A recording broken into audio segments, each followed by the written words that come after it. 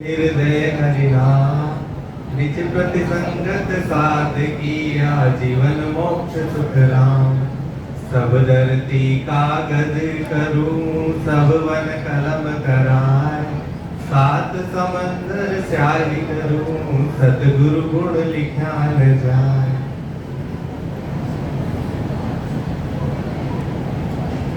आज सुखराम जी महाराज की वाणी जी में आपण जेव्हा प्रेम भक्ति को प्रेम भक्ति देखिए, जो प्रेम होता है ना, ये प्रेम बड़ी गहरी एक दशा है, एक भाव है। जिस भाव को समझने के लिए जितना आप गहराई में जाएंगे उतना आपके जो ये आपका अहंकार है या आपका जो मैं है या आपके जो ये सांसारिक रिश्ते हैं, ये सब धुंधले होते जाएंगे। तो महाराज जी ने भी फरमाया है कि प्रेम भक्ति लच एह प्रीत सद्गुरु सो लागी, नाम रटे निर्दास प्रेम क्रिया सब भागी। विरह तलब उर्माए लाज सक्या नहीं आवे, गदगद होए शरीर मन ऊंचे सुर गावे। पलक राम नहीं बिसरे तलफत ए निस जाए, प्रेम भक्ति सुख राम कहे ए लक्षणता कुआए। ये प्रेम भक्ति के लक्षण ये है कि उनका प्रेम सद्गुरु व सद्गुरु के ज्ञान में लगा रहता है। नेम क्रिया को छोड़कर निरंतर नाम का भजन करते हैं। हृदय में विरह व उत्कंठा के साथ भक्ति में लगे रहते हैं, किसी से नहीं शर्माते। भक्ति करने से शरीर में खूब प्रेम आता है। कभी मौन रहते हैं, कभी भजन करने लगते हैं, एक पलक भी राम जी की भक्ति नहीं भूलते, रात दिन इसी में लगे रहते हैं। महाराज फरमाते हैं कि ये लक्षण प्रेम भक्ति के हैं। अब ये जो लक्षण है प्रेम भक्ति के, ये प्रेम भक्ति के लक्षण हमारे अंदर क्यों नहीं झलकते?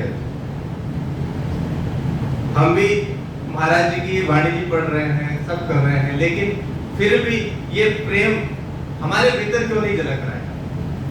कुछ ना कुछ तो गलती हमसे हो रही है या उस तत्व को हम पकड़ नहीं पा रहे हैं।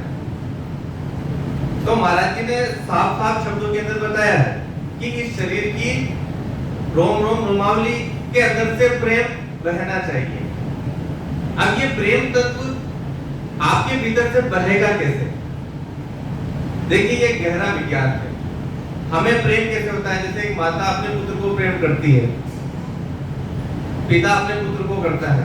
प्रेम सबके भीतर है। वो अपने ही पुत्र को कर रहा है, दूसरों के पुत्र से तो नहीं करता है, क्योंकि वो अपना है, उससे संबंध है, एक रिश्ता है। रिश्ते के कारण प्रेम है। प्रेम के पीछे एक कारण है कि कुछ ना कुछ कारण है, ये मेरा ये लगता है इसलिए इसका प्रेम है। बिना कारण कोई प्रेम करता है या बिना स्वार्थ के कोई प्रेम करता है? नहीं करते ना। हमारा प्रेम भी कहाँ उपजता है? स्वार्थ के साथ। जो स्वार्थ के साथ उपजता है वो प्रेम नहीं, वो मोह है। जो निस्वार्थ उपजता है वही प्रेम है। अब निस्वार्थ की बात यहाँ आती है, तो निस्वार्थ कैसे है कि देखिए, मोह भी निकला कहां से है? प्रेम से। मोह भी प्रेम का एक अपभ्रंश रूप है, मतलब एक जैसे अपशिष्ट पदार्थ है, यूं समझ लीजिए, है ना। तो वो मोह प्रेम का अपशिष्ट पदार्थ है, लेकिन निकला तो वो प्रेम से ही है। ये प्रेम से इसलिए निकला है कि मोह होता है कि मेरा अपना, मेरा, वो अहंकार को जन्म देता है। मेरा बेटा, मेरा पद, हर चीज के अंदर हम प्रेम बदलते हैं, हर परिस्थिति के अंदर हम प्रेम ढूंढते हैं, लेकिन प्रेम के साथ क्या उपजता है? अहंकार। तो वो मोह बन जाता है।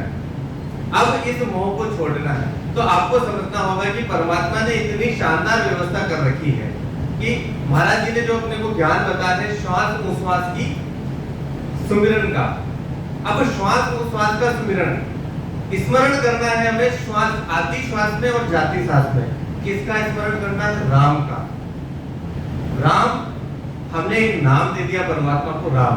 बाकी उसका तो नाम भी नहीं, वो तो निज नाम है, नए अक्षर है, उसको लिखा भी नहीं जा सकता, उसको अक्षरों में लिखा ही नहीं जा सकता, वो है नाम, वो परमात्मा है। तो ये जो परमात्मा है, जो नए अक्षर है, जो परमात्मा है, जो अपनी श्वास के साथ उतर रहा है, ये श्वास कहां से आ रही है?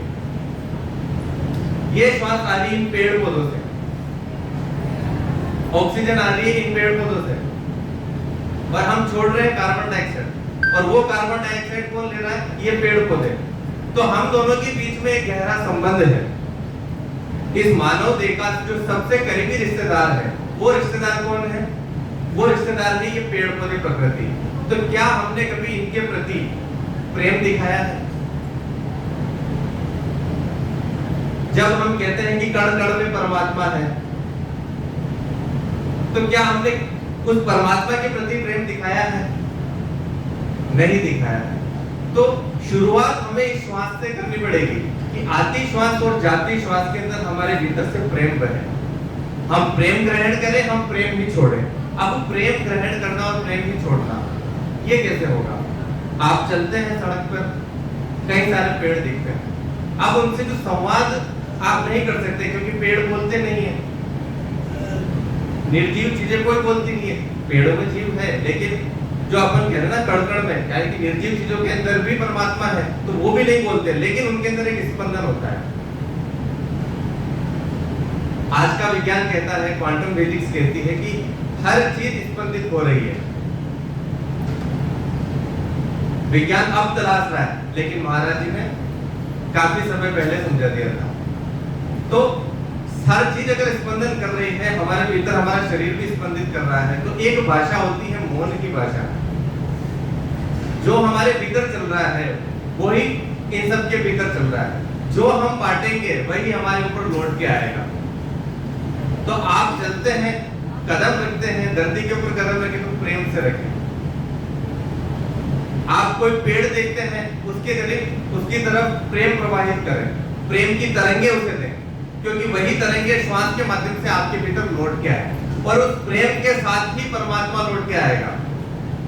आप श्वास स्मरण तो कर रहे हैं, सुमिरन कर रहे हैं, लेकिन स्मरण कहां से कर रहे हैं? सिर्फ मुंह से बोल रहे हैं। भाव अंदर क्या चल रहे हैं उसकी हमने कभी परवाह ही नहीं की। लेकिन उन भाव को जब आप पकड़ना सीख जाएंगे, उन तरंगों को जब आप पकड़ना सीख जाएंगे जो श्वासों के माध्यम से आपके भीतर उतर रही है, तब आप जानेंगे कि ये प्रेम भक्ति क्या है। ये बहुत ही सूक्ष्म बात है। और जब हम भजन करते हैं, राम नाम स्मरण करते हैं, तो उन तरंगों को महसूस करते हुए करें। भजन को भी भाव से करें, भोजन करते हैं तो भी भाव से करें, पानी पीते हैं तो भी भाव से करें, उठे बैठे चले, भाव हमेशा प्रेम का ही होना चाहिए। जितना प्रेम आप बांटेंगे उतना प्रेम आपको मिलेगा। तो महाराज कहते हैं कि जब भी हम भजन करने लग जाते हैं तो शरीर में खूब प्रेम आता है। तो शरीर में प्रेम तब आएगा जब हम भजन करेंगे, और भजन कैसे करेंगे? उस भाव में रहकर भजन करेंगे। तो महाराज समझाते हैं कि भूल गया घर बार, मन की सुध ने काई, गया अंग सब छूट, सूरत मन माही मिलाई, रहु उदासी जोर, साध दर्शन मन चावे, और सकल विद छाड़, राम सतगुरु मन भावे, लीव लागे कुटे नहीं, उठ बैठ कर काम, प्रेम भगत सुख राम कहे, वाह बख्शी सतराम। घर वालों से मोह नहीं रहता, मन की सुध नहीं रहती, दूसरे सब साधन छोड़कर सूरत में मन लगाकर भजन करते हैं, संसार से उदास रहते हैं, मन से संतों का दर्शन चाहते हैं, और सब विधि को छोड़कर राम जी का भजन में सद्गुरु का ज्ञान ही अच्छा लगता है। उठते बैठते करते अखंड शब्द का अनुभव होना ही, लीव लागी टूटे नहीं। महाराज फरमाते हैं कि सच्चा प्रेमी भक्ति, प्रेमा भक्ति उनको प्राप्त हुई है, यह भगसना है। देखिए कभी कभी हमको लगता है कि हम यूं ही उदास हो जाते हैं, यूं ही परेशान हो जाते हैं, कोई बात नहीं कोई नहीं, लेकिन फिर भी हम परेशान हैं। कोई पूछता है कि आज क्या हुआ, पता नहीं, आज मेरा मन नहीं लग रहा है। अब जब हमें पता ही नहीं लेकिन मन नहीं लग रहा है, मन खिन है, उदास है, तो ये मन खिन क्यों हुआ? क्योंकि जो तरंगे हमने पहले कहीं छोड़ी थी, जो श्वासों द्वारा, देखो सुमिरन दोनों होते हैं, एक तो राम का स्मरण होता है और एक इस संसार का स्मरण होता है। तो बार बार जब हम संसार का स्मरण करेंगे, संसार में देखेंगे, संसार में क्या है? सिर्फ दुख है। मोह के अंदर क्या है? सिर्फ दुख है। प्रेम के अंदर आनंद उपजता है, मोह में क्या उपजेगा? दुख। तो अगर आप मोह का स्मरण करेंगे बार बार, मेरा मेरा मेरा मैं को आप जब बड़ा करेंगे तो क्या होगा कि आप तरंगे भेजेंगे, दुख की तरंगे भेजेंगे, और वही दुख की तरंगे आपके ऊपर लौट कर आती है, और उन्हीं तरंगों के कारण आप बिना किसी वजह से परेशान हो जाते हैं। तो महाराज यहाँ फरमा रहे हैं कि जिस तरीके से अगर हम भजन करते हैं और प्रेम भक्ति हमारे भीतर उतरने लगती है तो हम बिना वजह आनंदित रहने लगते हैं। अब कभी आपने देखा है कि आप बिना वजह आनंदित हुए हैं? आप चल रहे हैं बेवजह खुश है, बिना किसी कारण के, कोई ऐसी बात नहीं हुई, लेकिन फिर भी आप खुश हैं, आपका मिजाज बहुत अच्छा है।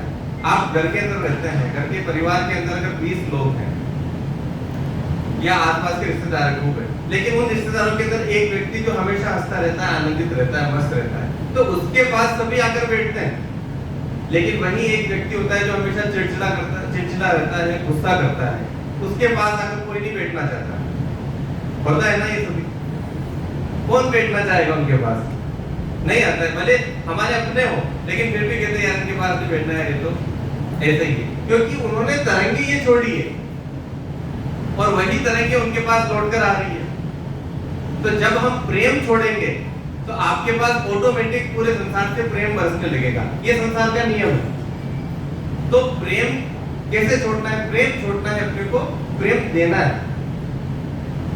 प्रेम लेना नहीं सिखाता, प्रेम हमेशा देना सिखाता है। आपके पास जो भी उसे दे दो, जितना आप दोगे उतना आपको मिलेगा, उससे कई गुना ज्यादा मिलेगा, कम नहीं मिलेगा। लेकिन जब आपने किसी से लेने की कोशिश की कि इसका ये ले लूं, उसका ये ले लूं, तो आप समझ लीजिए कि आप अपने पैरों के ऊपर खुद ही कुल्हाड़ी मार रहे हैं। ये दुख को आप आमंत्रित कर रहे हैं, वो दुख आपके ऊपर लौट कर आएगा, क्योंकि प्रेम लेना नहीं जानता, प्रेम हमेशा देना जानता है। तो जितना आप देंगे, आप कुछ नहीं कर सकते। आप चल रहे हैं, आपने पेड़ देखा, बस प्रेम की छोटी सी उससे संवाद कर लिया। संवाद करने को के लिए शब्दों की आवश्यकता नहीं होती, आप मौन में भी संवाद कर सकते। प्रेम भरी नजरों से, निगाहों से उसको देख लिया। देखने मात्र से उसके भीतर उसकी श्वास का पैटर्न बदल जाएगा। आप देखेंगे कि आपकी श्वास का पैटर्न भी बदल गया। अभी कुछ समय पहले मैं केदारनाथ की यात्रा पर था। केदारनाथ की यात्रा के ऊपर जब हम ऊपर चढ़े तो चढ़ने के ऊपर ऑक्सीजन की कमी हुई। तो ऑक्सीजन की जैसे ही कमी हुई, सभी लोग गहरी गहरी सांसें लेने लगे। लेकिन जिनको श्वास की दिक्कत थी, जिनकी सांसें वैसे ही छिछली थी, उनको ज्यादा तकलीफ होने लगी। तो मैं देख रहा था कि 25 से 30 साल के नौजवान को भी श्वास में संबंधित में दिक्कत आ रही थी, श्वास लेने में दिक्कत आ रही थी। तो उनको वहां से वेंटिलेटर पर ले जाया गया, ऑक्सीजन सपोर्ट देना पड़ा। तो ये कह रहा हूं कि उनकी श्वासें छिछली इसलिए हुई क्योंकि जब हम गुस्से में होते हैं या जब हम चिंता में होते हैं, जब हम पीड़ा में होते हैं, तब हमारी श्वासें छिछली हो जाती है, श्वास गहरी नहीं होती। और देखिए कितनी खूबसूरत तरीके से अपने को यहाँ पे महाराज जी ने बताया श्वासोश्वास स्मरण, कि जब हम श्वास के अंदर 20 नाम लेंगे और 20 नाम वापिस देंगे तो श्वास स्वतः ही गहरी हो जाएगी। और जैसे ही श्वास गहरी होगी, आपके भीतर प्रेम उतरने लगेगा, क्योंकि प्रेम के अंदर, आनंद के अंदर आपकी श्वासें ऑटोमेटिक गहरी होती है। सपोज कीजिए आप कहीं नदी के किनारे बैठे हैं, शांत वातावरण है, जंगल में बिल्कुल आराम से शांति से बैठे हैं, आप देखेंगे कि आपकी जो श्वासें हैं वो ऑटोमेटिक गहरी होने लगी है। आपको कुछ नहीं करना पड़ा, ऑटोमेटिक गहरी होने लगी। और वही एक दूसरी परिस्थिति है कि एक परिस्थिति के अंदर कोई तनावपूर्ण माहौल चल रहा है, कोई परिस्थिति है जिसके अंदर गुस्सा आ रहा है, चिंता हो रही है, घबराहट हो रही है, आप देखेंगे कि आपकी श्वासें तेज तेज चलने लगी है, छिछली हो गई है। तो ये छिछली हो जाना, जब श्वासें छिछली हो जाती है या श्वासें कम ले पाते हैं, जब ब्रेन के अंदर ऑक्सीजन की कमी हो जाती है, तो जैसे ही ब्रेन के अंदर ऑक्सीजन की कमी होगी, हमारा मूड भी खराब हो जाता है, हम परेशान हो जाते हैं और सारी बीमारियों का आमंत्रण दे देते हैं। तो ऑक्सीजन प्रॉपर लेना। अब ऑक्सीजन प्रॉपर कैसे आएगी? जब हम ये सांस उच्छ्वास को नियम विधि से अपन भजन करेंगे कि 20 नाम आने चाहिए, 20 नाम जाने चाहिए। ये नाम सिर्फ सहारा है। जैसे कोई आदमी अगर डूब रहा है और डूबते हुए आदमी को अगर अपन ने एक रस्सी दे दी तो पकड़ के वो तैरना सीखेगा, तो क्या तैरना सीख गया? नहीं सीखा। वो सिर्फ पकड़ के ऊपर आ जाएगा, बच जाएगा, लेकिन तैरना सीखने के लिए उसको रस्सी छोड़नी पड़ेगी। जैसे ही वो रस्सी छोड़ेगा फिर डूबेगा, फिर वापस रस्सी पकड़ेगा, बार बार डूबते हुए पकड़ते हुए एक दिन वो तैरना सीख जाएगा, एक दिन उसको नाम की भी जरूरत नहीं पड़ेगी। तो शुरू के अंदर हमें राम भजन के अंदर नाम की जरूरत पड़ती है। तो जैसे ही हम 20 नाम लेते हैं और 20 नाम छोड़ते हैं, 20 नाम लेते हैं छोड़ते हैं, ये प्रैक्टिस करते हैं, हमारी श्वासें गहरी होने लगती है, फिर हमें नाम की भी जरूरत नहीं रहती। फिर कबीर कहते हैं कि माला जपू न कर जपू, मुख से कहूं न राम, मेरो राम मुझे जपे और मैं पायो विश्राम। अब ये स्थिति कब आएगी? जब आप विश्राम करना सीख जाएंगे, उन गहरी सांसों में विश्राम करना सीख जाएंगे, जब आप प्रेम को अंगीकार कर लेंगे, जब आप आनंद में रहना सीख जाएंगे। लेकिन हमने अपना स्वभाव क्या बना रखा है? हम भजन तो करते हैं, मुंह से भजन तो कर रहे हैं, राम राम राम राम राम, और वही तनावपूर्ण माहौल, वही चिंता, वही द्वेष, वही राग सबको लिए बैठे हैं। और उन्हीं के कारण हमारे आसपास के लोग बाग, जो हमारा जो माहौल है वो इतना तनावपूर्ण हो जाता है, कोई हमसे बात करना ही नहीं चाहता। फिर हम कहते हैं कि यार मैं भजन तो करता हूँ, लेकिन मेरे पास कोई लोग खड़कते नहीं है, कोई मेरे से बात ही नहीं करना चाहता। वो इसलिए नहीं करना चाहता है क्योंकि आपका जो स्वभाव है, आपने भजन गलत तरीके से किया है। आपने भजन नहीं किया, आपने सिर्फ राम राम राम राम दोहराया है, आपने उस भाव से नहीं किया। तो जब तक भाव से भजन करना नहीं सीखेंगे, जब तक हमारी आदतों के अंदर ये भजन नहीं आएगा, तब तक भजन का कोई मतलब नहीं। देखिए ये आदतें सिखाई नहीं जाती। प्रेम कहते ना कबीरदास जी की, प्रेम ना हाट बिकाए, प्रेम ना बाड़ी उपजाए। तो ना तो ये बाड़ी में उपजता है, ना ये हाट में बिकता है। और मारवाड़ में तो एक बहुत बढ़िया कहावत है कि सांवो तो दाड़ा पर है, आपड़ी मटकी तो आपा नहीं भरनी। सांवरा ने तो तालाब पर रखा है, सांवरा ये पूरे परमात्मा ने तो पूरी सृष्टि के अंदर प्रेम ही प्रेम दे रखा है, लेकिन हम अपनी मटकी भरना भूल गए। उस मटकी को कैसे भरें, हमें यही नहीं आता। तो सद्गुरु विधि से जब हम भजन करेंगे, उस भाव से हम भजन करेंगे, तो मटकी को भरना भी सीख जाएंगे। प्रेम तो खूब है, यहाँ पे खूब बह रहा है। आप हर तरफ देखिए, जो दिखता है उसकी तरफ प्रेम के आंसू बहाइए। ये आंसू ऑटोमेटिक निकलेंगे आपके। देखिए इस पेड़ की तरफ देखिए, इसने आपका जीवन संभाला हुआ है, इसी की वजह से आप जिंदा हैं। लेकिन क्या कभी हमने इसके प्रति ग्रेटिट्यूड दिया? कभी हम इसके प्रति अनुग्रहित हुए? कभी इसको प्रणाम करके, इसको झुककर प्रणाम किया? नहीं किया। देखिए हम माँ बाप को झुककर प्रणाम करते हैं क्योंकि उनसे हमें जीवन मिला है, लेकिन जिसने इस जीवन को संभाला हुआ है, इन पेड़ पौधों ने, प्रकृति को, उसके साथ हम क्या कर रहे हैं? उनको काटते हैं, और उनको काटते समय हमारे मन में बिल्कुल भी करुणा नहीं है।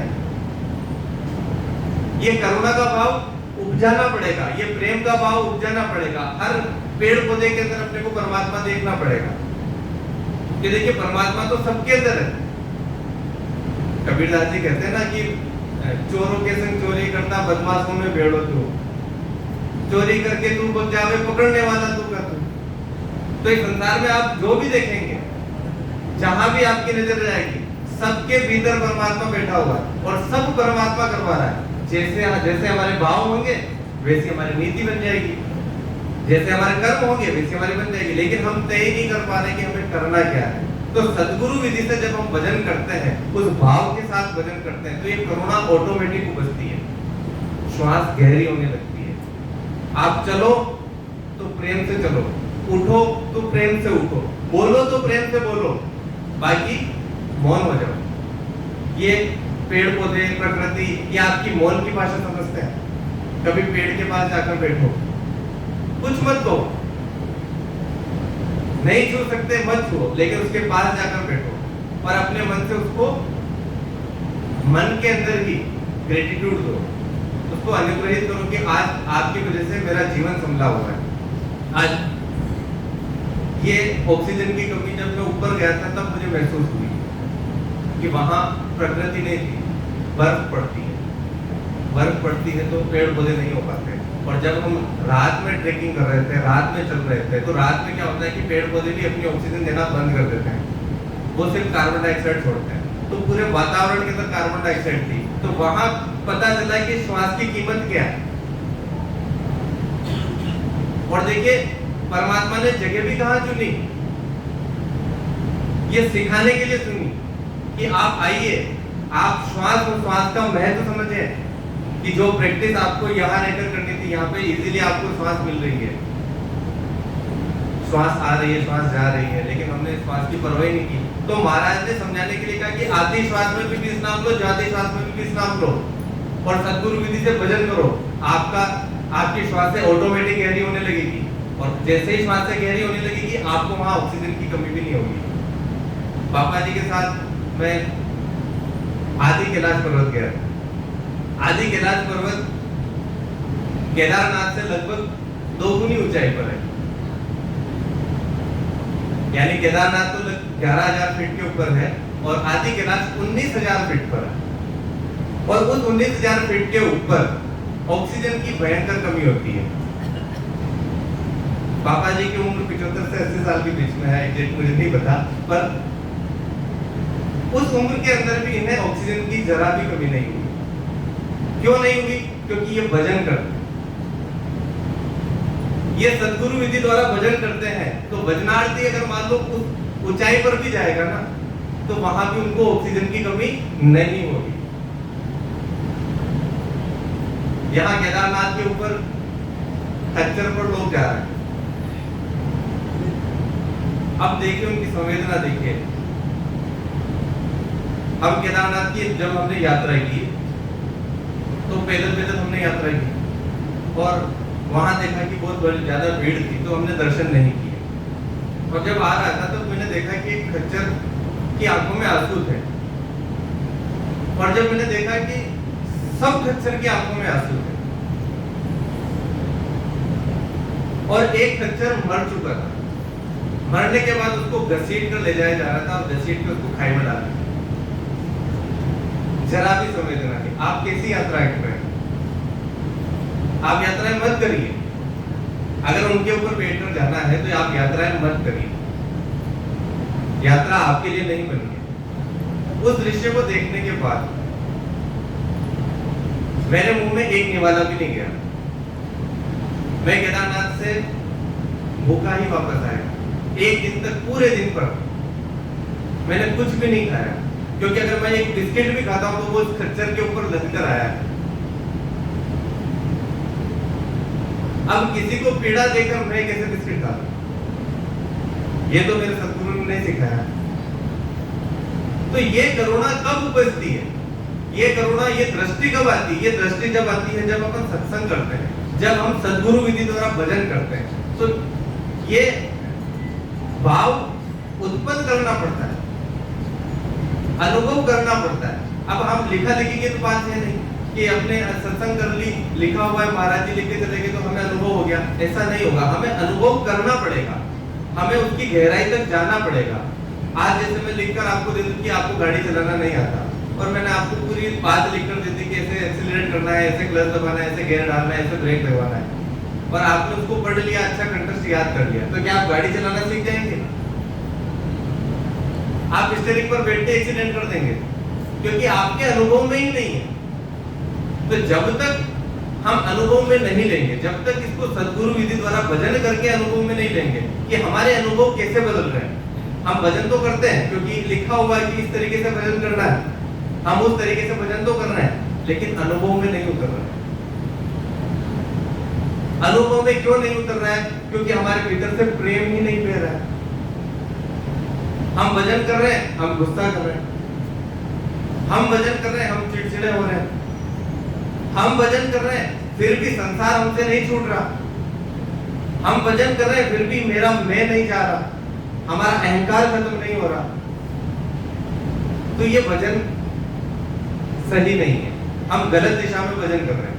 तो अगर सही दिशा में जब हम भजन करने लगे तो धीरे धीरे ये सारी चीजें छूटने लगेगी, और छूटने का जो स्तर है वो आपका मन जानता है, कोई दूसरा नहीं जान सकता। तो कोई दूसरा कहता है कि आपका भजन यहाँ चल रहा है, आप इस स्टेज पर पहुंच गए, तो ये सारी बातें बेकार की बातें। यह आपका अनुभव जानता है कि आप कैसे हैं। कल शोभा जी बता रहे थे कि आपके भीतर चित्रगुप्त है, तो चित्रगुप्त आपके भीतर बैठा हुआ, जो आपका चित्त है यह गुप्त रूप से आपके भीतर बैठा हुआ, वही चित्रगुप्त है। और उसी चित्रगुप्त में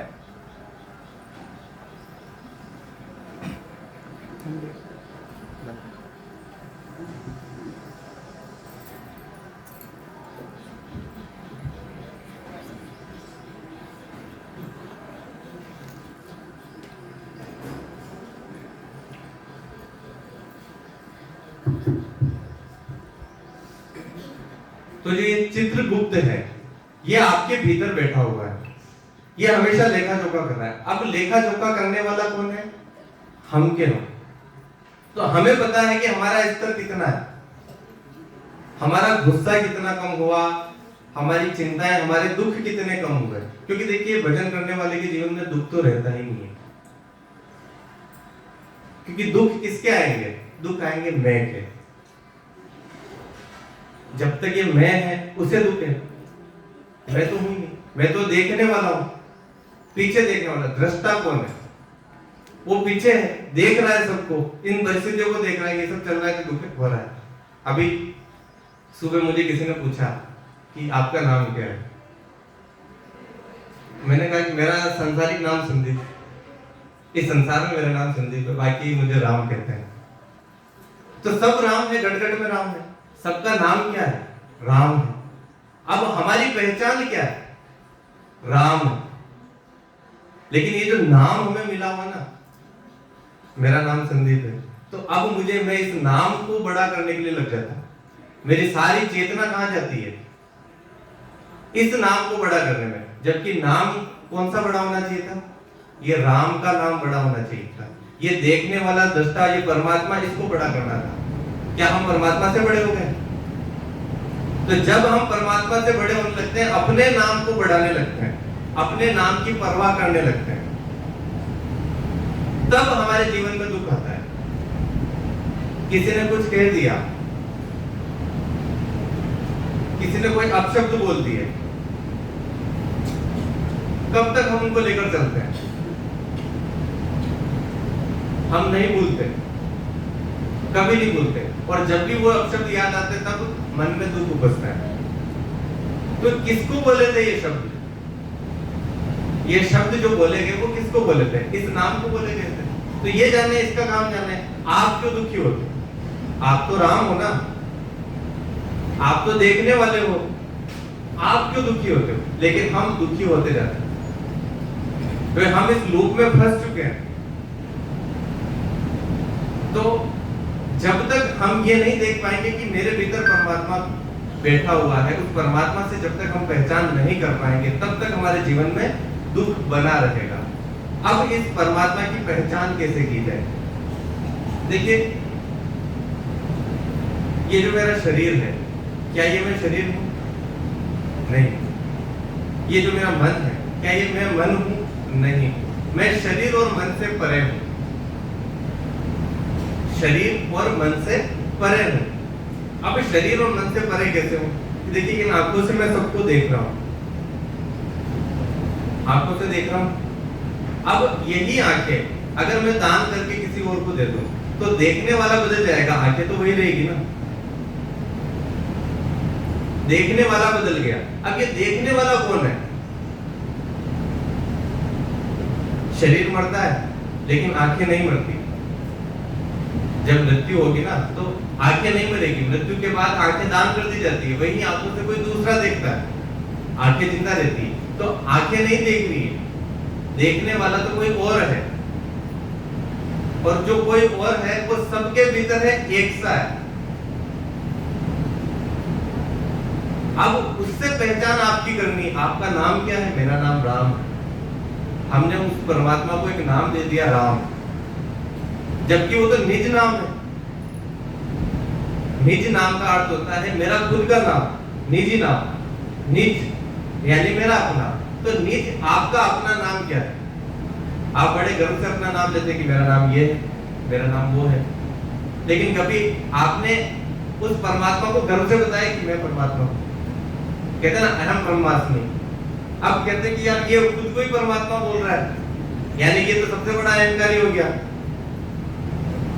लेकिन खुद को परमात्मा बोलने वाला अहंकारी हो भी सकता है और नहीं भी हो सकता, क्योंकि जो पढ़ के बोल रहा है, जो सुन के बोल रहा है कि यार मैं ही भगवान हूं, मैं ही ब्रह्म हूं, तब तो उसने अनुभव नहीं किया। लेकिन जो अनुभव करके बोल रहा है वो कहता है कि मैं ही ब्रह्म हूं, उसको कहना भी नहीं पड़ता, वो जानता है मैं ही ब्रह्म हूं।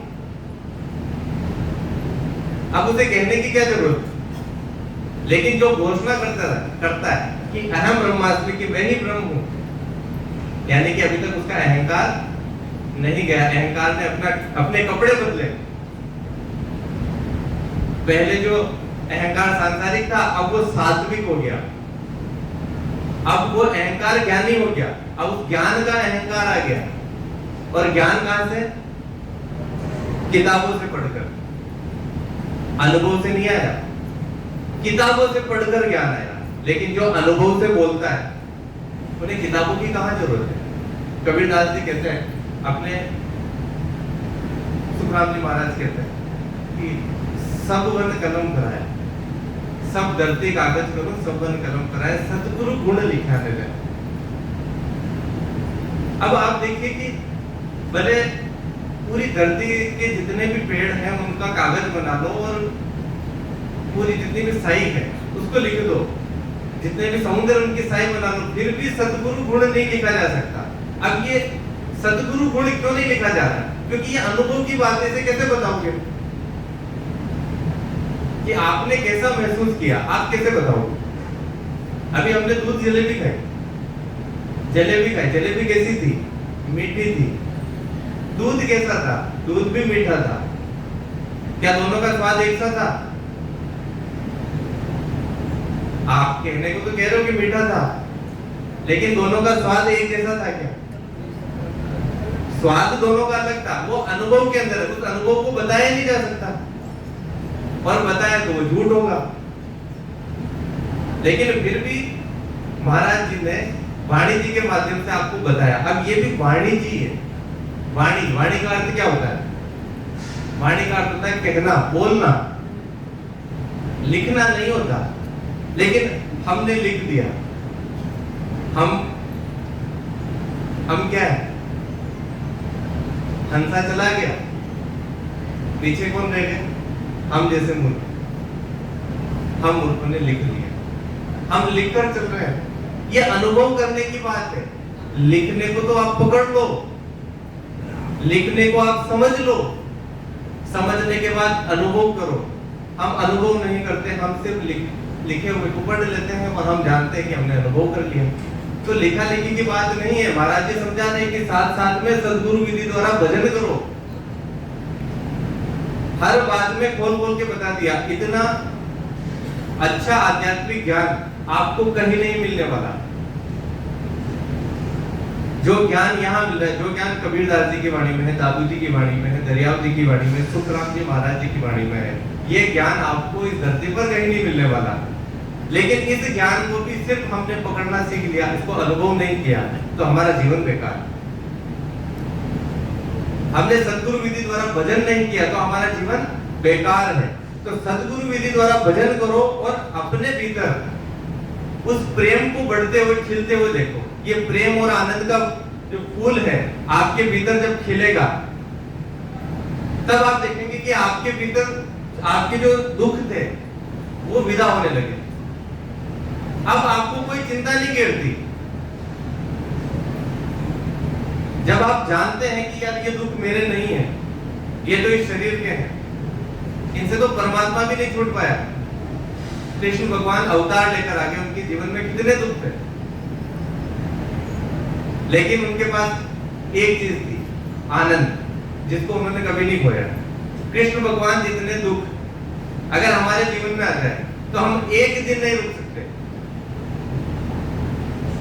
एक दिन इस संसार में नहीं रह सकते, तुरंत सुसाइड कर लेंगे, आत्महत्या कर लेंगे।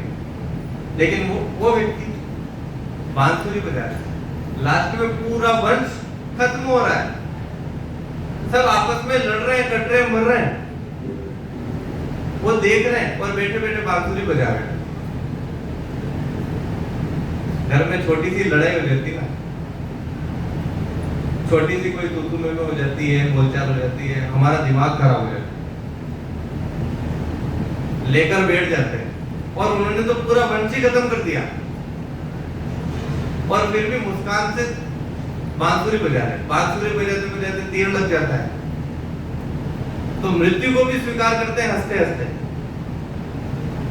तीर कौन मारता है? एक भील,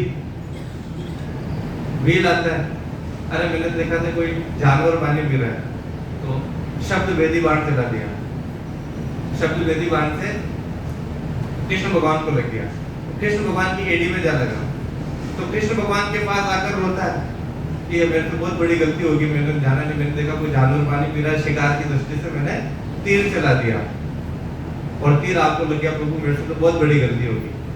तो प्रभु हंसते हंसते कहते कि भाई पिछले जन्म में तू बाली था, तेरे को भी मैंने ऐसे ही मारा था, अब तूने तो अपना कर्म पूरा किया, ये तो सृष्टि के नियम से, कर्मों से तो कोई नहीं बच सकता, स्वयं परमात्मा नहीं बच सकते, तो हम क्या। तो जब तक हम जागृत होकर कर्म नहीं करेंगे तब तक ये कर्म छूटने वाले नहीं, और अगर सद्गुरु विधि से भजन कर दिया तो ये कर्म यही छूटने लग जाएंगे। आपने चाहे कितने ही खराब कर्म किए हो, लेकिन इस सद्गुरु विधि से अगर आपने भजन कर लिया, इस प्रेम को स्वीकार कर लिया, आप देखेंगे कि ये ऑटोमेटिक साफ हो जाएगा। देखिए प्रकृति के अंदर एक व्यवस्था है, ये नदियां हैं, इनको अपन गंदा करते हैं, ये प्रकृति को अपन गंदा करते हैं, नदियों के अंदर हम कूड़ा करकट डाल देते हैं, ठीक है। तो हमें नदियां साफ करने की जरूरत नहीं है, आपको सिर्फ कूड़ा करकट डालना बंद करना है, नदियां ऑटोमेटिक साफ हो जाएगी। बहता पानी है, कचरे को बाहर फेंक देगी। तो उसी तरीके से ये जो श्वास है, ये बहती श्वास है, आपको सिर्फ अब कोई कूड़ा नहीं डालना है इस श्वास के साथ, अब कोई मोह नहीं उपजाना है, अब कोई द्वेषता नहीं उपजानी, अब कोई राग नहीं उपजाना है, अब सिर्फ इसको प्रेम देना है, प्रेम और आनंद की नदी बहानी है। ये ऑटोमेटिक आपके कर्म जैसे कचरा साफ होता है, वैसे बहते पानी की जैसे कचरा साफ हो जाएगा। श्वास जो श्वास बह रही है, इस विधि से अगर हमने भजन किया तो ये कर्म ऐसे कटेंगे जैसे ये नदी से कचरा साफ हो। लेकिन अभी तक हमें कर्मों को काटने का अनुभव ही नहीं है, हम अभी तक उन दुखों में पड़े हुए हैं, क्योंकि सद्गुरु विधि से हम भजन नहीं कर रहे। हम भजन तो कर रहे हैं, और तो हिल रहे, राम राम राम राम कर रहे हैं, और मन में कुछ और चल रहा है, मन में संसार चल रहा है, आगे क्या करना है वो बात चल रही है, आगे की योजनाएं तैयार हो रही है, पीछे किसने क्या कह दिया वो चल रहा है, और मुंह पे राम कर रहे हैं, राम राम राम राम बोल। तो ये भजन नहीं है। भजन तो स्मरण करने से पहले विस्मरण करना जरूरी है। आप सुमिरन कर रहे हैं, सुमिरन करने से पहले विस्मरण करना जरूरी है। विस्मरण क्या है? विस्मरण यानी भूलना। किस चीज को भूलना? इस मैं को भूलना। जो ये मैं लेकर बैठे हुए हैं ना, इस मैं को खत्म करना। भजन कौन कर रहा है? मैं कर रहा हूं। इस भजन का भी अहंकार है। मैं सुबह उठकर भजन करता हूँ, 1 घंटे भजन करता हूँ, 2 घंटे भजन करता हूँ, तो आप भजन नहीं कर रहे हो, ये आपका अहंकार भजन कर रहा है। तो ये भजन नहीं हुआ। भजन कैसा होता है? भजन तो 24 घंटे चलता है। भजन को करने की जरूरत थोड़ी पड़ती है, और करने की अगर जरूरत पड़ी तो वो भजन ही नहीं है। कबीरदास जी कहते हैं कि आपको तो सिर्फ विश्राम करना है। विश्राम किससे करना है? विश्राम करना है अपने दिमाग में चल रही है राग द्वेष चिंताओं से, इस मोह से, इसको विस्मरण करना है, इसको भूलना है। तो जैसे विस्मरण किया, स्मरण तो आ जाएगा, सुमिरन तो आ ही जाएगा, क्योंकि सुमिरन तो घट घट में चल ही रहा है, 24 घंटे चल रहा है, आपको करना ही नहीं पड़ेगा। आपको तो सिर्फ भूलना है, आपको तो होठ भी नहीं मिलाना है। देखो अंदर से गूंज जाएगी, ररंकार की गूंज जाएगी, 24 घंटे चलेगी, लेकिन आप पहले भूलना तो सीखो, उस भाव को तो स्वीकार करो। कोई बात नहीं, 2-3 मिनट की रोज की प्रैक्टिस होती है। 1440 मिनट होते हैं, 1440 मिनट होते हैं एक दिन के। आप 3 मिनट, 5 मिनट, 7 मिनट जितना आप दे सकते हो उतना सिर्फ उनके साथ देखो, आंख बंद करके बैठो। या आंख बंद नहीं कर सकते तो मत करो, लेकिन ये देखो कि आपको जो कुछ भी दिख रहा है उसके प्रति आप कृतज्ञता व्यक्त करेंगे, उसके प्रति आप झुक जाएंगे। आपको पेड़ दिख रहा है, पेड़ के सामने झुक गए। आपको कुत्ता दिख रहा है, कुत्ते के सामने झुक गए। आपको जो भी जीव मात्र दिख रहा है उसके सामने झुक गए। बच्चा दिख रहा है, बच्चे के सामने झुक गए। बच्चे के सामने कैसे झुके? ये तो छोटा है मुझसे, मैं बड़ा हूं। तो ये मैं बड़ा हूं यानी अहंकार। तो इस अहंकार को रोज मारने की कोशिश कीजिए, और ये रोज तब मरेगा जब आप झुकना सीखेंगे। अब आप बड़ों के सामने तो झुक जाते हैं, झुकने में तो शरीर झुक जाएगा, लेकिन आपका अहंकार नहीं झुकता। अहंकार तब झुकेगा जब आप इसको अहंकार को झुकाएंगे, और अहंकार को झुकाने के लिए शरीर को झुकाने की जरूरत नहीं है। आप बैठे बैठे पेड़ पौधों के प्रति झुक जाइए, जो आपको दिखे उसके प्रति झुक जाइए, क्योंकि इन्होंने ही आपका जीवन संभाला हुआ है, इन्हीं की वजह से आप जीवित हो। तो जब ये प्रैक्टिस आप रोज करने लगेंगे, आपके भीतर देखना कितने आनंद के फूल खिलने लगेंगे, कितना प्रेम आपके अंदर आने लगता है। लेकिन हम क्या करते हैं कि मैं भजन कर रहा हूँ, आंख बंद कर रहा हूँ, और या मैं वाणी जी का पाठ कर रहा हूँ, कोई बच्चा खेल रहा है या भजन में बार बार डिस्टर्ब कर रहा है, तो हम चिढ़ के बोलते हैं बेटा रुक जा, भजन करवा दे, शांति में बैठवा दे।